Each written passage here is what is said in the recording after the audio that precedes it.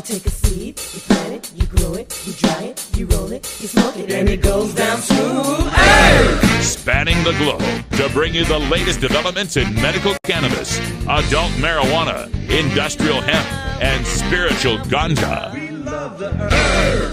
It's time for the Marijuana Agenda with Russ Belville. Now, here's your host, Russ Belville.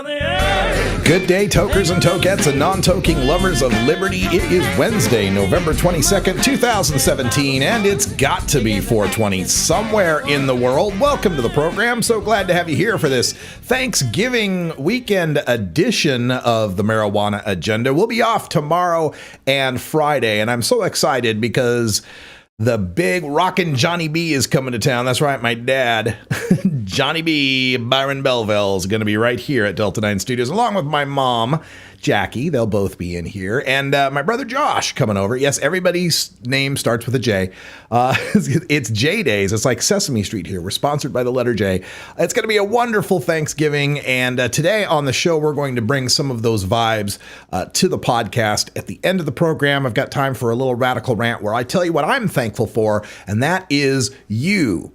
You, the international drug war activist, the person fighting on the front lines as a volunteer, even no matter how little you're giving, you are giving for the freedom of others. And that's something to be thankful for. So we'll talk about that coming up at the end of the show. Also on the program today, we have time for our Police for Reform segment. And joining us today, we have Justin Boardman. He's a retired detective in the Special Victims Unit from Salt Lake City, Utah. So we're going to take a little bit of a left turn away from the drug war and talk about sex crimes and the war on sex trafficking. There are some parallels and some differences to talk about that, and Justin and I had a great conversation about that topic. Coming up in Police for Reform halfway through the show. Also on the program today, in What in the News? Oh my God. From the 2016 election, we had 5 states voting on marijuana legalization. 4 of them passed. The only one that didn't pass was in Arizona, where there was a pharmaceutical company that gave $500,000 to the campaign to defeat marijuana legalization. We've got some news about them. You'll hear about it in the Cannabis headline news as well, but we'll expand on it just a little bit in What in the News to talk about this opioid manufacturer trying to cash in on the cannabis green rush. Yeah, there is no shame among those who fought marijuana prohibition to try to cash in on it after it becomes legal. That's happening in Canada as well. Let's get to the news, folks. This is your Cannabis Headline News. Brought to you by MarijuanaMoment.net, the complete source for all your marijuana news in one morning newsletter from Marijuana Majority Founder Tom Angel. Subscribe today for free at MarijuanaMoment.net. This is your Cannabis Headline News for Wednesday, November 22nd, 2017. I'm Russ Belville. The Canadian government has announced that it is seeking input on its proposal to legalize cannabis for all adults in 2018. In April 2017, the government introduced Bill C-45, the proposed Cannabis Act. Subject to the approval of Parliament, the Government of Canada intends to bring the proposed Cannabis Act into force no later than July 2018. Health Canada is seeking public feedback on the consultation paper called Proposed Approach to the Regulation of Cannabis. This approach builds on the extensive consultations already conducted by the Task Force on Cannabis Legalization and Regulation and Canada's existing system of regulated production of cannabis for medical purposes and industrial hemp. The deadline to provide written comments and responses to the questionnaire is January 20th, 2018. Downloads of the consultation paper and how to respond can be found online at canada.ca. The U.S. government has approved as a Schedule II drug an oral pharmaceutical containing Delta-9 tetrahydrocannabinol, the psychoactive component of marijuana, manufactured by an opiate producer that donated $500,000 to defeat marijuana legalization in Arizona. The drug, Syndros, is manufactured by Phoenix-based Insys Therapeutics, manufacturers of the oral fentanyl spray Subsys. Recently, the founder and former CEO of Insys, John Kapoor, pleaded not guilty to charges of conspiracy to commit racketeering, mail fraud and wire fraud. 6 other INSIS executives are also named in government allegations of bribing doctors to overprescribe the highly addictive fentanyl spray. In response to complaints that THC is legal when it is in profitable patented pharmaceuticals, DEA wrote, quote, FDA-approved products of oral solutions containing dronabinol have an approved medical use, whereas marijuana does not have an approved medical use and therefore remains in Schedule 1, end quote. The state of Virginia may open up its medical program to allow doctors to recommend CBD or THCA oil to patients for any condition. Statewide advocacy groups like Virginia RAMP, Republicans Against Marijuana Prohibition, and Virginia NORML, National Organization for the Reform of Marijuana Laws, are beginning a campaign called #LetDoctorsDecide to promote a new medical marijuana bill for the January 2018 session, where at least 14 seats in the Assembly have flipped to the Democrats. Yesterday, final hearing at the Joint Commission on Healthcare included a vote in favor of such comprehensive legislation. 83% of Virginia Republicans and 97% of Virginia Democrats support medical marijuana. Virginia is one of the so-called CBD states allowing non-psychoactive cannabidiol only, but is unique in also allowing non-psychoactive THCA, the form THC takes before it is decarboxylated into psychoactive THC. After much confusion between state law enforcement agencies in Indiana, the Attorney General of the Hoosier State has deemed that CBD oil is, for all practical purposes, illegal. Attorney General Curtis Hill opined that only epileptic patients on the state registry created by a CBD oil law passed in April can possess the oil, but even they have no legal way to purchase or create the oil. Quote, simply put, cannabidiol is a Schedule 1 controlled substance because marijuana is a Schedule 1 controlled substance, end quote, Hill said in his written advisory opinion. CBD advocates argued that a 2014 Indiana hemp law legalized CBD, but Hill rejected that logic, saying, quote, if it had, lawmakers wouldn't have drafted legislation that created an exception for epileptic patients, end quote. Hill has been outspoken in his stance against medical marijuana in op-eds, pointing out the dangers of addiction and impaired driving. He also said he would not be in support of lawmakers' attempt to legalize CBD oil. The appropriate channel for legalization, he said, is for the product to be approved by the Food and Drug Administration. Oral arguments began at the Philippine Supreme Court in a case that could determine the constitutionality of the nation's ongoing drug war massacres. Lawyers from the Free Legal Assistance Group petitioned that the raids where police enter the homes of suspected drug users without a warrant and then proceed to neutralize the individual is in violation of the Filipino Constitution. Flag lawyer Jose Manuel Dionco said, quote, that could be subject to misinterpretation by the policeman on the ground, saying that neutralize could be meant to mean kill. This has been your Cannabis Headline News for Wednesday, November 22nd, 2017. I'm Russ Belville. You're listening to the Marijuana Agenda with Russ Belville.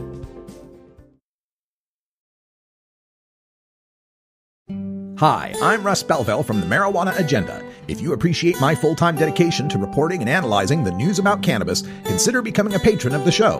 For just $4.20 per month, you'll help keep my live stream and podcast free while earning yourself your own private ad-free podcast link for the show, as well as links to the supporting articles and data. For a $9.99 VIP subscription, you'll get all that plus my exclusive research, data tables, and graphics. Just log on to mjagenda.com and click the Become a Patron button today. You're not high. You're listening to the Marijuana Agenda with Russ Belville. This is high-purity THC content marijuana, and it's not a healthy substance. Okay, maybe you're a little high. Looking for the 420 friendliest way to visit beautiful legal Potland, Oregon? I'm Lori Duckworth, inviting you to come stay with us at Delta 9 House and Studios. You get your own private room with queen bed and access to our high-speed Wi-Fi, premium entertainment system, and more. We'll even cook you breakfast. Look us up on Facebook at Delta 9 House. That's facebook.com/Delta9House. Delta 9 House is booked through Airbnb.com, City of Portland permit number 17-159855. People should say no to drug use. It's really, really easy. Adding more gasoline to the fire. Lackadaisical. Really tough, really big, really great to infect and rot our nation from within. Dangerous gateway drugs. We don't need to be legalizing marijuana. To build and grow a stronger, healthier, and drug-free society. In the news. Today in What in the News, I'm going to talk a little bit more about Insys Therapeutics, this company in Arizona. Now, the latest news is they've been granted final approval from DEA in the rulemaking that their new drug, a drug called Syndros, it is a THC-based oral spray. It's synthetic THC, so it's dronabinol. But as far as the effect, dronabinol or THC is just THC. They're damn near, identical effect, right? So this oral preparation, dronabinol, in this preparation called Syndros, has been given designation as Schedule 2. Now, marijuana, as we know, has been given the designation Schedule 1. And there's three things that Schedule 1 designation means. No accepted medical use in the United States, high potential for abuse, and no way for it to be used safely under a doctor's supervision. Those are the three qualifying conditions for Schedule 1. And they say marijuana meets all three.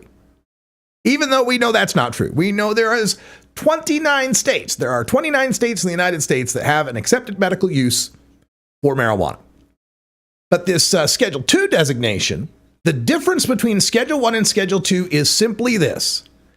It's medicine. That's it. Schedule 1 is an illegal drug. Schedule 2 is medicine. Now, Schedule 2 is still a dangerous drug. It's still a highly addictive drug. It's still a drug you need doctor supervision to use safely. But it is a medicine as far as they are concerned.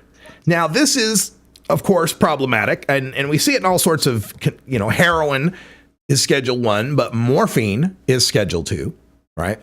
And what you find is that there's no rhyme nor reason to why drugs are in Schedule 1. Things like psychedelics, acid, magic mushrooms, ibogaine are in Schedule 1 as well. Even though these drugs are not shown to be addictive in any true sense of the word, nor toxic. So the Schedule 1 is really just the category for illegal drugs. Now, this Insys company comes along and makes a drug that is a synthetic THC. How does it get Schedule 2? How does something that is a dronabinol get a Schedule 2 versus marijuana get a Schedule 1? For the DEA and their point of view, it all breaks down to its potential for abuse. They don't think something that's an oral thing can be abused. And so what they're saying when they mean abuse, they mean smoked. That's really what we're getting down to. And really, if you dig deeper, it gets down to it's not standardized. It's not a standardized system. It doesn't come in a specific bottle. It doesn't have a specific amount of THC or a specific amount of CBD. All this afternoon, I've been going rounds with my local Oregon pot prohibitionist, the one who was kicked out of Project Sam for comparing legalization to mass shootings. And he's been echoing this just all day long. It doesn't have any trials behind it. It's not scientific. There's not a specific amount. When doctors recommend medical marijuana, they don't tell them an exact dosage to take. That's not medicine. And what that really comes down to for this Insys company, for these prohibitionists, for these people that hate medical marijuana, it's not the THC in it they hate. Obviously, they're cool with the THC if they can put it into Syndros, if they can put it into a pill like Marinol. They're fine with the THC, so it's not the THC that's bothering them. It's not the chemical constituency of cannabis that's bothering them. What's bothering them about cannabis, and what has always bothered them about cannabis, is its lack of standardization, which is another way of saying we can't control it. We can't patent it. We can't barcode it. We can't put it in specific formulations. And most importantly, we can't stop you from growing it. That's what they hate about medical marijuana. And this, Syndros, being approved as a Schedule 2 drug, gives you a real good look at the fact that we're not talking about a war on drugs. We're talking about a war between drugs. We're talking about a war between the drugs that are owned and monopolized by pharmaceutical corporations backed by wealthy shareholders who don't like to see natural free competition eating into their portfolio. That's what this really has to do with, because you see in Insys Therapeutics, which The government's going after them right now for overprescribing and bribing doctors to recommend or to prescribe their fentanyl spray. Fentanyl, opioids. Here we are, all worried about THC in a plant, and they're overprescribing a fentanyl spray in the midst of an opioid epidemic that's claiming more lives per year than the Vietnam War. And this is the company that was telling, because this spray that they made, this opioid spray, only got approval from the DEA and FDA under the auspices of it being specifically for end-stage terminal cancer pain. That was it. All right, you got this really dangerous opioid Schedule II drug. We'll let you use it only for cancer patients in end-stage pain. And so what they do, they started bribing doctors to prescribe it for other uses, for continuing pain, for neuropathic pain, for whatever pain. And surprise, we ended up with an opioid epidemic. So 6 executives from INSYS, as well as the former CEO and founder, John Kapoor, are currently going through all sorts of trials for which INSYS already wrote this into their business plan, folks. There's documents showing that INSYS Therapeutics already estimated, the most will be unhooked to the Justice Department for fines will probably be $150 million. Because that's what this is all about. They actually calculate, let's see, how many people could we get addicted and die and before they come up with a class action suit against us, and then the class action suit will cost X amount million of dollars, but we'll make Y million more if we go ahead and push the stuff. So yeah, let's do it. Hell, we had companies like Ford refusing to fix a 12-cent problem in the gas tank, leading to Pintos blowing up in the 70s. I mean, these corporations are sociopaths. It's not a moral judgment. It's just that's the way they're constructed. Their job is to make money every quarter at all costs, so long as those costs are legal. And they'll just go ahead and do that. Let's write that in. So you get a company like INSYS, who's poisoning and killing the country with its fentanyl spray, leveraging every trick in the book they can, and now about to be found illegal tricks to make that happen. Meanwhile, they spend $500,000 to oppose marijuana legalization in Arizona. And they succeed. They managed to get marijuana to not be legal. They managed to maintain criminal penalties against healthy people who enjoy cannabis. And then in the very next breath are applying for a Schedule II designation on a dronabinol drug, the use of which would be severely curtailed if every adult could just grow and buy their own cannabis. The naked corruption of what goes on. And so, they spend their $500,000. Arizona doesn't become legal. What do you know? DEA grants them a Schedule II. Now, there's no proof of a quid pro quo there. There's no necessarily a causative situation going on there, but the juxtaposition of those facts and the timing of them does seem a little bit suspicious, doesn't it? They hate cannabis because they can't control cannabis.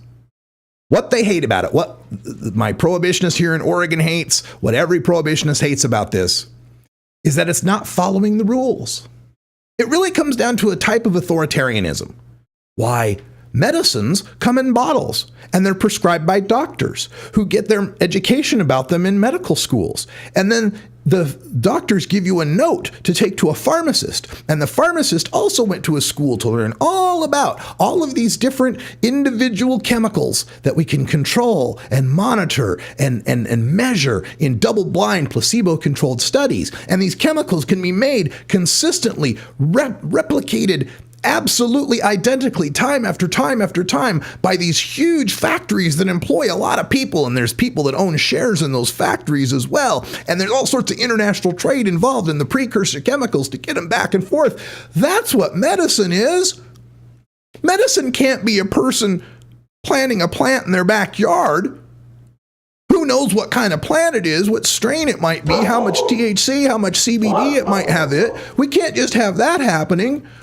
We can't have people then picking buds off that plant and drying them or pressing them or extracting the oils from them and then just using them, not being told how much to use or not knowing exactly what's in it. I mean, the madness.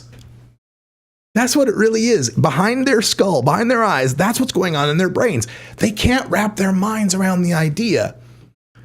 It's not the marijuana they hate. It's the fact that it shatters the existing medical paradigm, that it gets us out of being beholden to the men in the white coats, the men with the books, the men with the learning, the factories that produce this stuff. It gets it down to the point where you can take care of yourself with nothing but you and what your creator gave to you. Whether you think that was evolution that created or God that created it, you can take care of yourself, and that drives them crazy. Come out and fight. It is a good day to die. Ah, Chief Dan George. All right. That sound means it is 20 after the hour, 4:20 back in the state of my birth, Idaho. Happy 420 to my relatives and friends that are still trapped there in the only prohibition state in the West. When we return, we've got Police for Reform, Justin Boardman from the Salt Lake City Special Victims Unit to talk about sex crime. If you work in the cannabis industry, consume marijuana, or just support freedom, you need to know about breaking policy news that affects you. Marijuana Moment is the daily newsletter that helps you stay on top of all the latest and most important state, federal, and international cannabis developments. Brought to you by longtime legalization activist Tom Angel, Marijuana Moment puts a concise yet comprehensive overview of cannabis news in your inbox early every weekday morning. Wake up to Marijuana Moment and rest assured you'll be ready for the cannabis news that's driving the day. Subscribe now at marijuanamoment.net. The Marijuana Agenda with Russ Belville. There is nothing admirable, positive. There is nothing desirable about drugs. Whatever you're smoking, it's not marijuana. The International Cannabis Business Conference is headed to Hawaii. Get your tickets now for the year's best cannabis industry island retreat this December 1st through 3rd.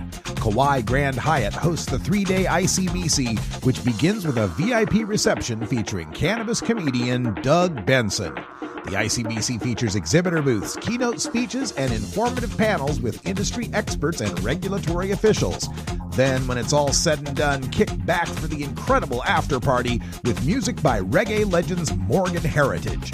There's also a singles golf tournament you can play on Monday, sponsored by Leafly Endured Ventures. Log on to internationalcbc.com to get more information and buy your tickets now. Special discount hotel rates are in effect, so act fast. That's internationalcbc.com for the International Cannabis Business Conference. Aloha.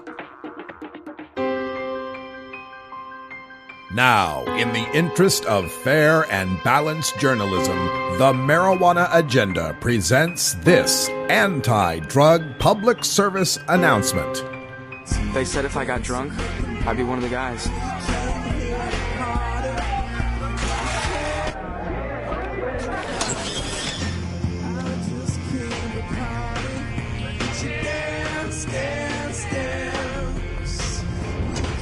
They said if I got drunk, I'd be one of the guys. They lied. Find out the truth about drugs. Drugfreeworld.org.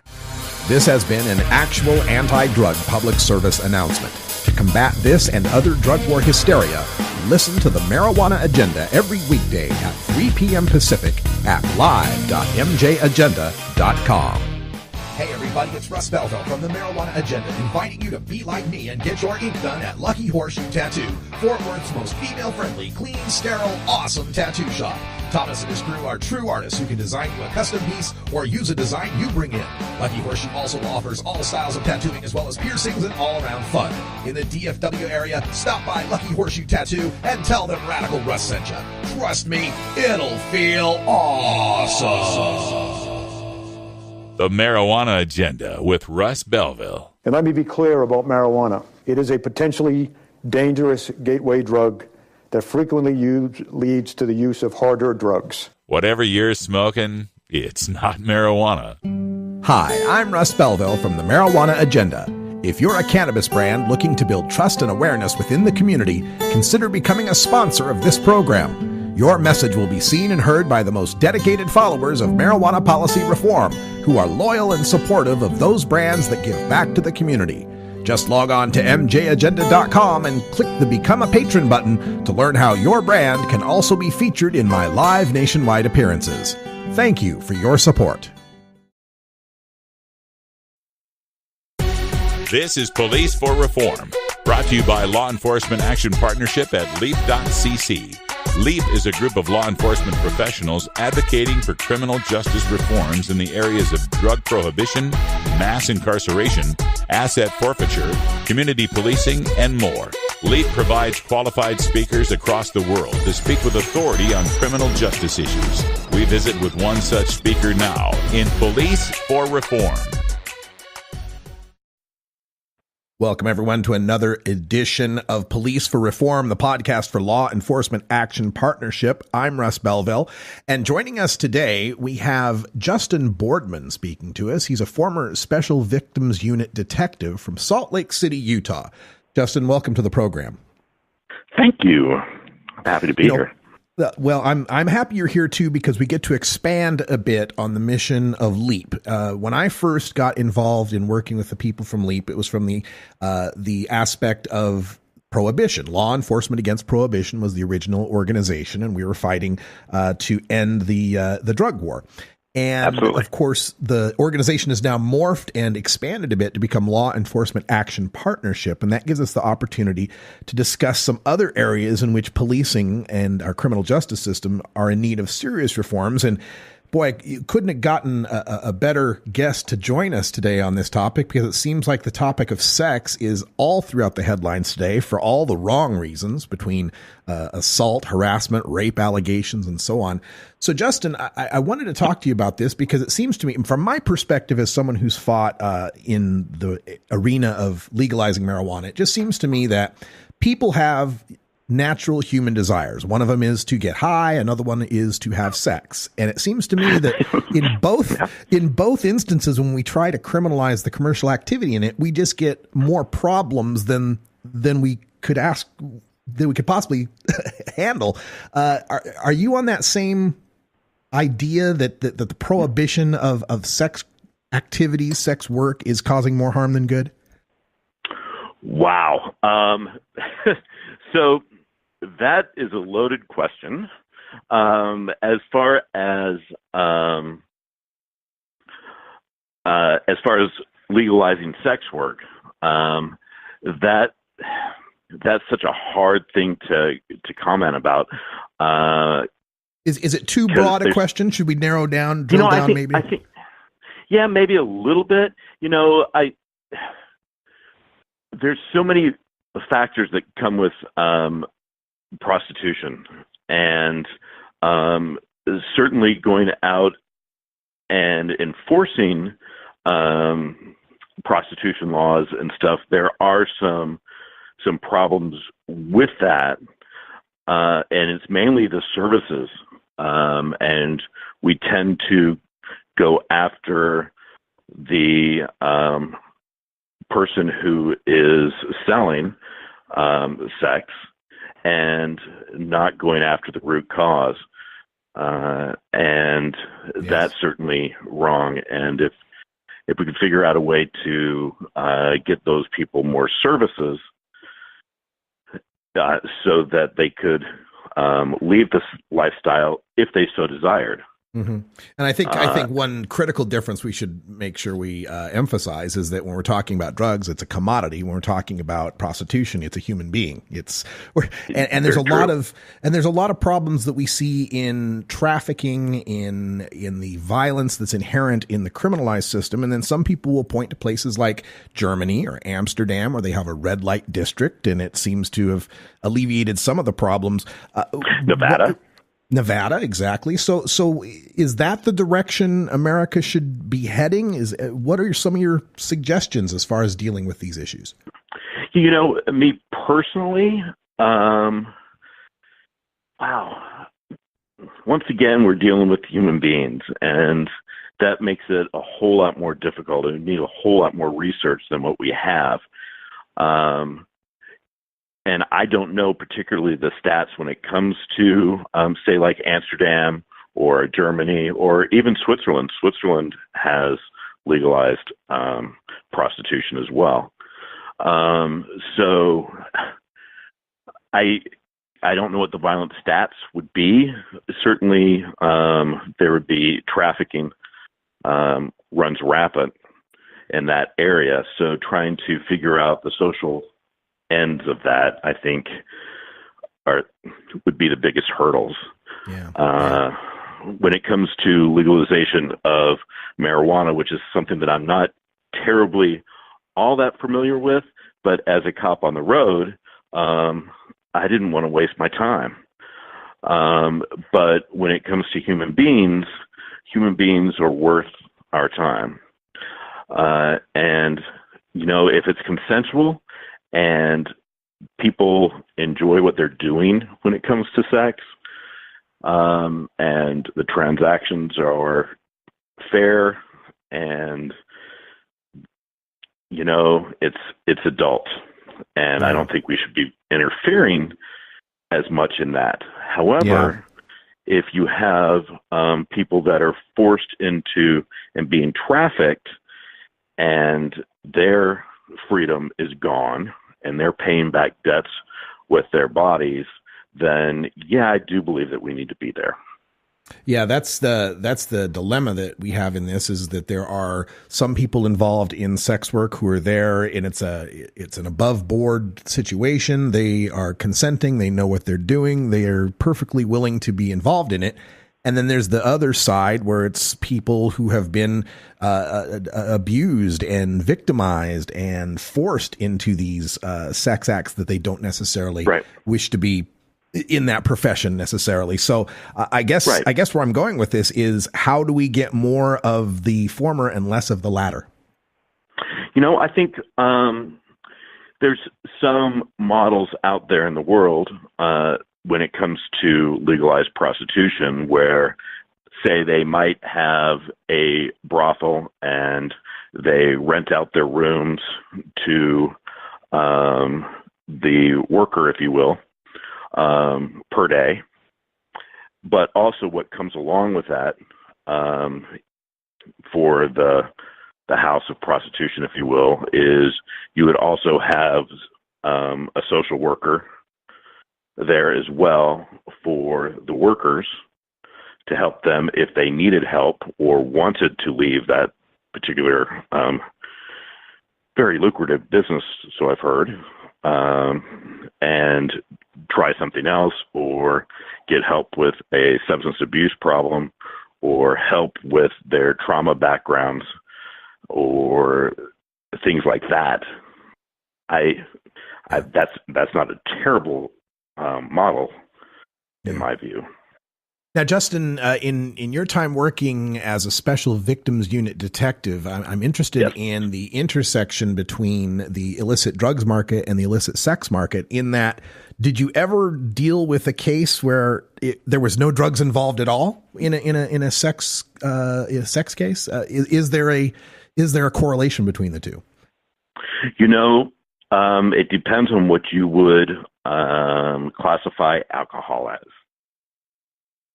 Yes. Well, it's a drug as far as I'm concerned. Okay. Well, then if it's a drug as far as you're concerned, alcohol-facilitated sexual assault is huge. And it is used as a weapon, and not just in a way that, I use alcohol.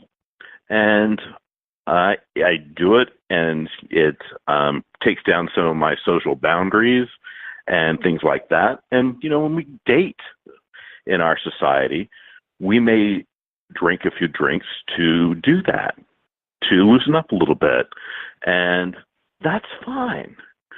When you take that a step further and use it to rape somebody or get them to the point of not being able to consent with a sound mind, then alcohol-facilitated sexual assault is huge.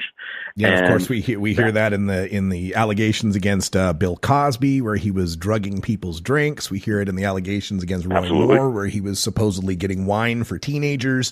Alcohol has long been a part of what we have seen in sexual assaults, date rapes, all of these sex crimes. Not so much the marijuana then? Not so much the marijuana, no. I just had to get that in there. I absolutely. And in reading the reports, so when a individual is raped and reports fairly soon, usually between 0 and 5 days, sexual assault is a late report type of crime for a lot of different reasons. They usually report a week, 3 months, 10 years down the line. That happens. Like we're seeing with the Roy Moore case for 40 years, 30 years down the line. Absolutely. That is normal. Our society may not. So when we hear these people on talk radio and the TV cable news shows saying, "Oh, what are these women doing waiting 40? It's been 40 years. There's something fishy going on." That's not abnormal, is it? No, not at all. Not at all. And so back a little bit, where you asked me a question about marijuana and sexual assault. And, yes. In reviewing these reports, when someone goes in and has an exam done, a sexual assault exam done, they will talk about the substances that were used during their date. And sometimes, marijuana would pop up, and sometimes methamphetamine or heroin, that sort of thing. But just so that when we did a blood test or tested the blood, we would know it was there. But most of the time, it was alcohol. And as far as being the weapon used, marijuana may have been used and passed around at the party or the function, if you will, but we couldn't say, anytime I could never say they used marijuana as the weapon in this sexual assault. We got the victim so stoned that she gave in or was incapacitated. Right. Nah, I didn't have those kind of cases. And in my time in the Special Victims Unit, I added up, it was approximately 1,300 cases I investigated in the 7 years. Wow. That's a lot. Stunning and tragic in a lot of ways. We're glad you were there to investigate those cases, but how many cases go unreported out there? Holy moly. You really honestly don't know it's not reported because it's not reported. But the estimates are about 20% of sexual assault may be reported. And that has a lot to be with our social thoughts about it. The person, usually they won't disclose to law enforcement right away or walk into a hospital. They'll usually tell a friend, family member who has not been trained in these type of interactions or educated in their upbringing, and they'll go straight to, how much did you have to drink? What were you wearing? Those sort of things, which applies a lot of guilt right onto the victim right then, and they may not report. So that is an issue and a problem. Yeah, and now that we're seeing so much of this news, and I know you're not with the SVU anymore, and it's awfully soon to tell, but do you think with all this revelation with Harvey Weinstein and Louis C.K. and all these people, all this sexual harassment allegations that are seem to be pouring out day after day after day, do you think this will lead to an increase in the reporting and perhaps a decrease in the events? I would hope so. What you're seeing right now, I think, in the media is a tiny scratch to the surface of the problem. It's a tiny little scratch of what is out there and what does not make it to police departments and to reportings.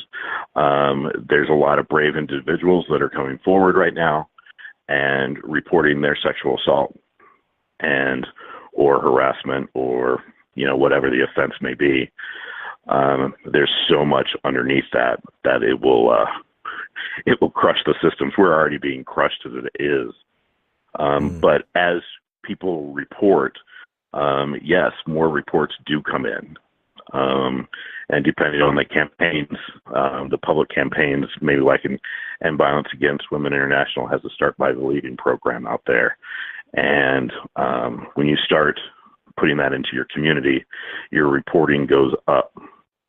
And strength in numbers, I'd suppose. Huge numbers. Yeah. I know in Salt Lake County, there for a few years, we were having 30% increases on top of 30% increases for 3 or 4 years with the same systems.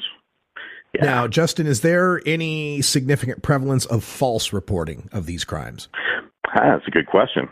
False reporting gets a whole lot more press, if you will. False reporting happens. However, it is not in the types of numbers that culturally we think they may be. If you look at all the attention that the people that are reporting right now are getting, it's a negative thing to the poor survivors. So it's not something that we see a lot. In my 1,300, I prosecuted 2. If you check out the FBI numbers, and there's been lots of studies that have happened, they have false reporting between a 2 and an 8%. And it is the same as false burglary charges or traffic accidents for insurance fraud. Really? That's right in line. So there's no greater prevalence in false sex crime reporting than any other crime reporting? Just in the media. Wow. So, right. Now, that's not to say that these cases are very hard to prove in court. So there's a bigger area of gray where we can't prosecute and go forward with, but it doesn't mean that they're false. It just means that they were not being able to be, the probable cause, if you will, was not able to be met. It doesn't mean it didn't happen and could be proved civilly or that, but the burden of proof wasn't met. So there's a lot of those gray areas, and that's what I'm out trying to change. All right. What can we do as just citizens out here to aid in this situation, aid in reporting, protect ourselves from false reports? Do you have any advice for us? Just educate yourself. Get on YouTube. Get on the internet. Be careful what you search for when you put in sex. But when you do a little search, take a look at that. Go to some of the your local sexual assault coalition and see what kind of media and information they have. That would be the best way. And as far as police work, this is a huge portion of justice reform. This is a big deal, sexual assault investigations. Recently, Senator Al Franken from Minnesota had a press conference in his state locally, wanting to do trauma-informed victim interviewing for all victims of sexual assault, specifically adults. There's already that in the system for children, and treating these cases more seriously. Also, what happens is, as officers, we are not trained properly when it comes to the neurobiology of trauma, whether it's sexual assault or whether it's trauma in our own lives or trauma on the job. We train for trauma. We do muscle memory when it comes to our belts and our guns when the crap hits the fan, so to speak. But our brains work in a specific way that we have been trained. We've been training it, but didn't understand it. And really quickly, what I mean by that is, we go out and we have interactions with people in society that may not be the most upstanding, and they lie to us. Believe it or not, people lie to the popo, and we catch them in lies because they can't get their story straight. But victims of sexual assault or victims of violence, so it doesn't even have to be sexual assault, will tell us stories in the same way our suspects have been when they're lying to us, and we just assume that they were lying. But they're reacting to trauma. they're reacting to trauma, and that's not in our background as far as education is concerned, not in the police academy, that sort of thing. That's fascinating. It's something I'd never considered. And another consideration I might have you address is what shortcomings are happening within police departments, aside from that one, as far as believing the accusers. Is there a problem with filing these in a timely manner, rape kit testing, any other subjects we could cover? Oh, man, you're hitting on a lot. As far as police reform, the special victims units or the officers investigating these crimes need the subsequent training. We haven't had it. And in the victimology side, we get suspectology all the time, but we don't get the victimology. And that's where the proof is. That's when you get this aha moment is, holy crap, she's not lying to me. And we don't go to work every day to do a bad job. We go to work every day to do a good job. And when this clicks on officers, when they understand it, they pay more attention to their cases because they care about them, because they go, holy moly, yeah, she is a victim of this crime. And we do our best as a society of police officers, the best that we can. And so we start investigating these cases in a more detailed and a better manner, gathering the evidence. But what that happens to that is these cases take longer. They're not sprints, they're marathons. And administration has a harder time. They want you to burn and turn through cases faster because, well, across the nation, our numbers are down. We're doing more with less officers. And to tie this back to the world I come from, a lot easier to bust 5 potheads in the park than to spend a long time on a rape case. Absolutely, especially if you believe that 90% of them are false, which is just the opposite. It's in single digits for false reporting. Wow. So, yes, we should be concentrating on these cases much more than the others. These have so much trauma. We have traumatized our victims so long that, yeah, they're turning to different ways to treat their trauma, substance abuse, all sorts of different things. Wow. So, yeah. Justin, it's an amazing topic, and I wish I had a lot more time to discuss it. We'll get you back on the show again sometime to get into more depth on this, but we're going to have to wrap things up for now. But I appreciate you joining us. And before we sign off, remind everyone, Law Enforcement Action Partnership has speakers all across the country and around the world. Visit leap.cc, and you can find more. And Justin, any other links you'd like to let people know about? Certainly that one. That's the one right now. There are different conferences and different websites for sexual assault. It's an easy Google search, and I'll let you go with that. All right. Thank you, Justin Boardman, so much for your service and for joining us here on the Marijuana Agenda. Absolutely. You have a good one. This episode was produced as part of the Marijuana Agenda with Russ Belville, the daily news and interview podcast covering the world of medical cannabis, adult marijuana, industrial hemp, and spiritual ganja. MJAgenda.com.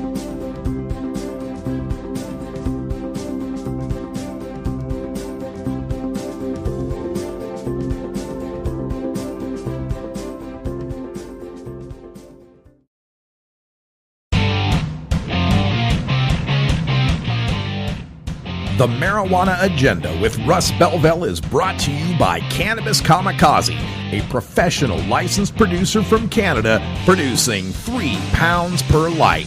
Follow Cannabis Kamikaze on Twitter at Cannabis Kamikaze. That's at Cannabis, Kamikaze. Cannabis Kamikaze. The Marijuana Agenda, like the alcohol agenda.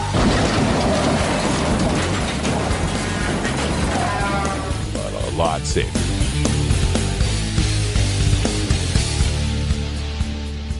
After 5 years of legal marijuana in Colorado and Washington, both states have shown no increase in teen use of marijuana and decreases in marijuana DUI arrests, while generating tens of thousands of jobs and hundreds of millions in tax revenue. Legalization is no longer theory. It's a proven public policy benefit. Tell your elected officials it's time to end adult marijuana prohibition.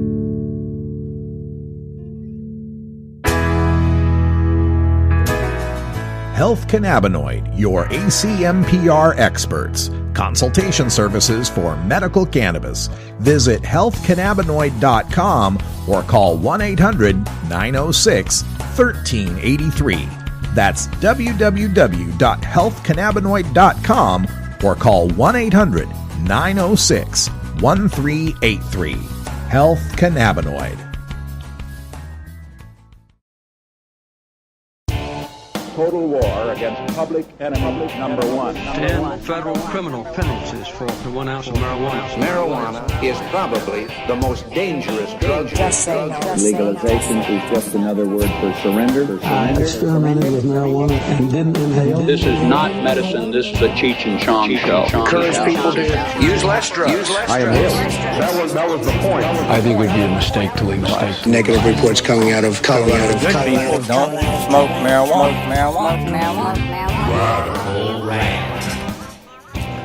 Well, here we are on the eve of Thanksgiving here in the United States. I know my friends in Canada celebrated last month, but today we're just going to take this short period of time at the end of our podcast to talk about what I'm thankful for, and that is you. I am thankful to you for being a cannabis activist. And even if you're just someone who just listens to this podcast from time to time, you're a cannabis activist because you're getting yourself educated about the true facts regarding this amazing plant. You're learning about public policy. You're learning about the way our government works, the way our capitalism works. You're learning how the drug war infiltrates so many areas of our civil liberties. You're learning how the war on certain American citizens using non-pharmaceutical, non-alcoholic, tobacco-free drugs is poisoning so many of the issues in this country. By doing that, you are a cannabis activist because you can't help but spread that knowledge to the next person you talk to, the next tweet you share, the next Facebook post you write. That knowledge is going to seep out of you and it's going to start infecting other people. So I'm thankful to you, the listeners, the viewers, for being cannabis activists. And I'm especially thankful to those cannabis activists who take it up a notch. Those volunteers who form normal chapters or work with SSDP or work in their own NGOs around the world trying to do the same thing, trying to spread the knowledge, spread the information, change the laws, grow the acceptance, shape public opinion to make the change we need to see happen. I'm thankful for my friends Myrtle Clark and Jules Stobbs down there in South Africa, the Dacha couple who are fighting there. They're arguing in front of their constitutional court right now. Well, maybe not right now. It's the other side of the planet. But they're arguing in front of the constitutional court there in South Africa to recognize a personal right to cultivate and use cannabis in that country. And they do this as volunteers. They do this as people who I am sure suffer a lot of attacks online, have all sorts of haters, all sorts of difficulties, and of course the ever-present threat of law enforcement hanging over your head. I think a lot of people don't recognize enough the trials and tribulations, sometimes literal trials, that we cannabis activists go through, not seeking riches or fame or fortune, but because we know this is right. And if we don't stand up for it, who's going to stand up for it?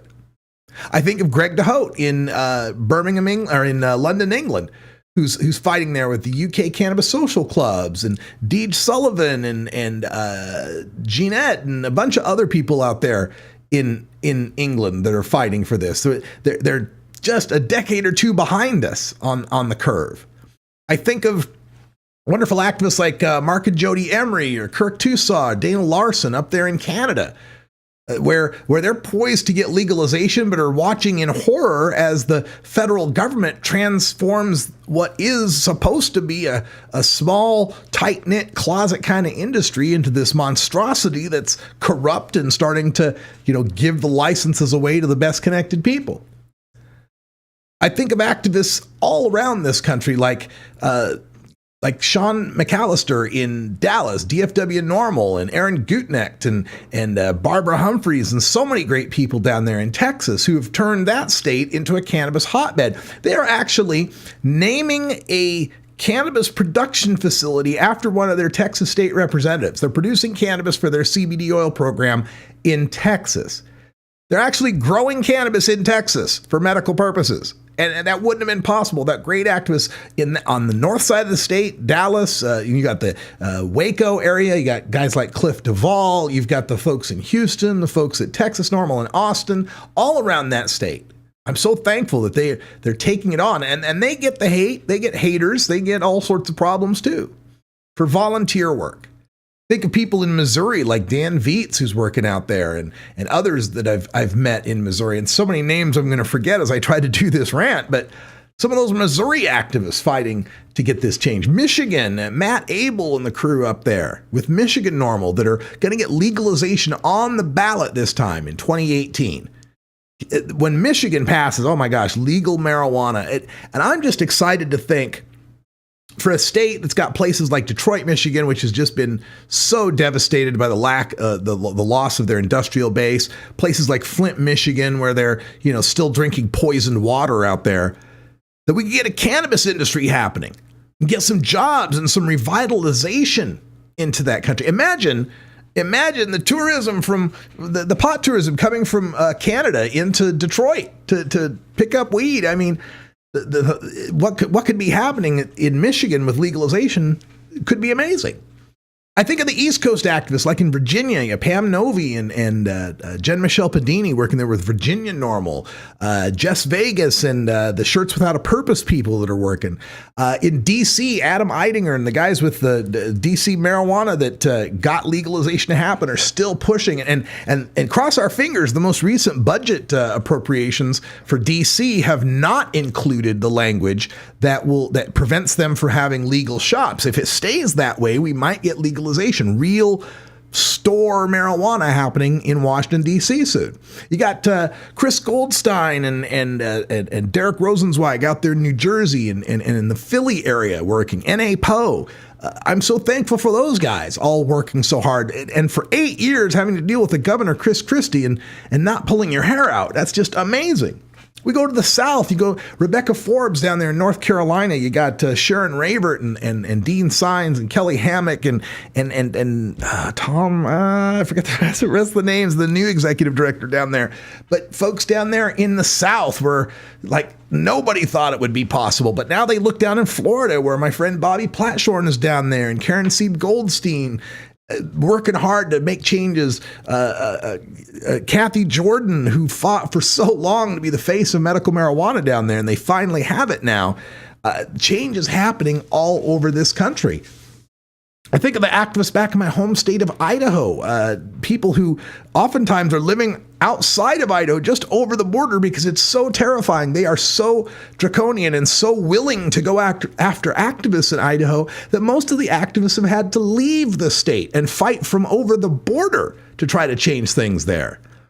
And of course, we can't talk about activism and thanks and giving thanks without thinking of all the people in Washington, Oregon, California, and Colorado who got the ball rolling in the first place. People that I've come up in this movement with, people that I've known for almost a dozen years, like an Anthony Johnson and people like Allison Holcomb in Washington State, Rick Steves, who helped out a lot, Dale Sky Jones, Richard Lee down in California. And of course, all of these things are, just huge. All these people are just such huge parts of the legalization movement, and I'm so thankful for all of them. Especially thankful to our buddy Bobby Platshorn. It's his birthday today. Bobby, Black Tuna Gang, one of America's longest serving nonviolent marijuana prisoners, and now he gets to live in Florida in West Palm and enjoy medical marijuana that he had fought so hard for and had done 30 years of time for. So this Thanksgiving, I hope you're thinking of those who came before us, those who fight alongside of us, and those activists yet to come, because this battle is a long way from being over. We got to get it legal in every state, in every country, and then we got to start chipping away and removing these ridiculous restrictions and limits and make this plant as free as possible. And when we've got it as free as possible, time to move on to other plants, other substances, other actions. Take this activism forever. Follow MJ Agenda on Facebook, Pinterest, Instagram, YouTube, and follow MJ Agenda Show on Twitter. Learn more at mjagenda.com. For everyone here at Delta 9 House and Studios, I'm Radical Russ. Thanks for joining us. Happy Thanksgiving. And until next time, take care of each other, tokers. You grow it, you try it, you roll it, you smoke it. You take a seed, you plant it, you grow it, you try it, you roll it, you smoke it, and it goes down smooth.